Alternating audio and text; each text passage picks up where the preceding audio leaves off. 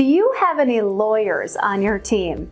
We've been discussing the path to resiliency and how to handle yourself when you disagree with another person. If you don't forge a pathway in your brain for how to handle yourself when you disagree with others, then those who are less resilient or not resilient tend to allow disagreements to escalate into arguments. Last week, we looked at how to train your brain to first seek to understand others before forming an opinion or negating someone. Another technique to avoid potential arguments is to ensure you always look first at how someone could be right. You don't have to admit they are right. Just consider how they could be right. Try arguing their point. Can you be their lawyer and advocate for them? Can you make their case? Can you come up with a way they could be right?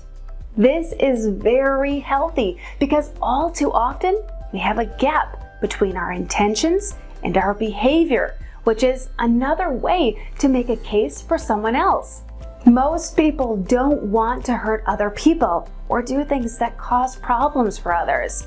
They intend to do what's right and fair, but we're all human and we don't always live out the behaviors we intend to. If we want to hold others to their behaviors without considering their intent, then we can't get mad when others hold us to our behaviors, even if it was different than what we intended.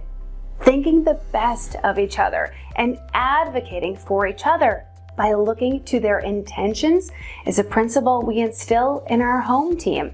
Recently, our younger son and daughter had a disagreement about whose turn it was to play with a particular toy.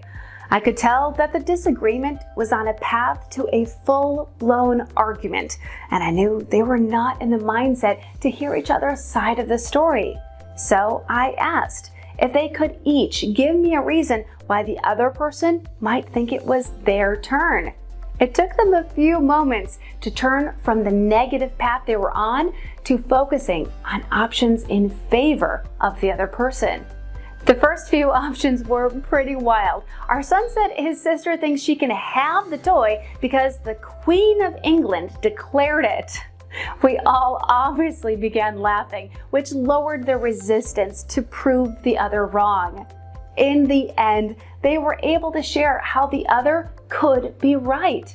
They both felt heard and understood. It was another generative moment where a disagreement was dissolved. So, are you ready to help your teams build resiliency by championing each other? If you enjoyed this video, please like and subscribe to stay connected. Thank you for letting me share my leadership thought. Have a great week.